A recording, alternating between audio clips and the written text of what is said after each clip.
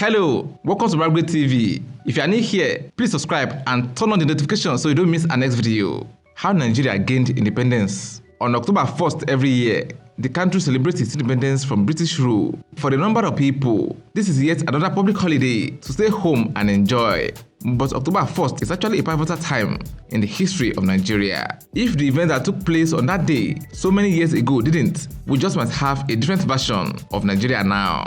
Before either the Portuguese or British came to Nigeria, it was already an established and flourishing country with strong cultural values and rich artistic influences. The Nok society, now known as the people of the Plateau, were renowned agriculturalists that also made tools and iron weapons they used for their very famous terracotta figures and heads. The Yoruba people in the southwest had a territory called Ile-Ife. The Benin culture that has very strong ties to Ife is known for their bronze sculptures, the ones they make using the lost wax. The Igbo people from the east are not just known for trades today, it has always been a way of life to them. And in the north, the people reared cattle, made cotton and iron, and grew series of different varieties. In fact, all the geographical locations now called Nigeria were thriving without the influence of the foreigners. In 1472, Portuguese explorers sailed to that side and found an area that was already flourishing, and they saw an opportunity there. As at then, they had 4 major kingdoms: Hausa Fulani, Oyo, Benin, and Borno, and each of them were economically viable.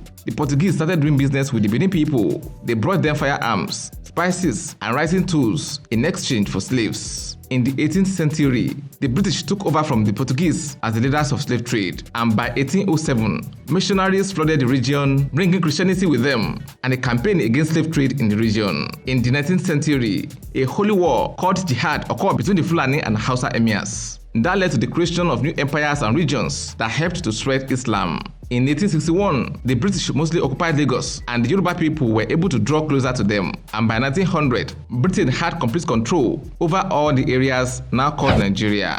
The name Nigeria was coined from River Niger and area by Lady Flora Shaw in 1914, who later became the wife of Lord Frederick Lugard. Nigeria became a federation in 1954 after the 1951 constitution gave a balanced power to Nigerians. The motion for independence was moved in the parliament in 1953 by Anthony Enahoro.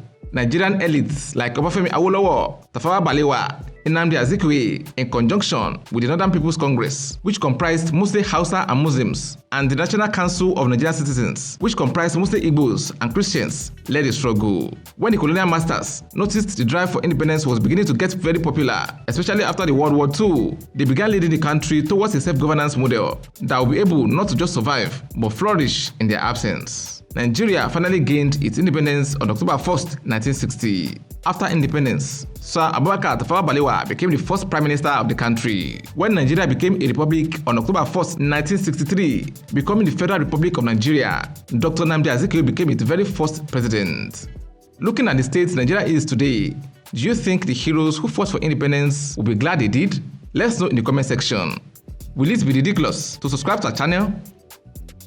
If no, please like this video, share, and subscribe to our channel.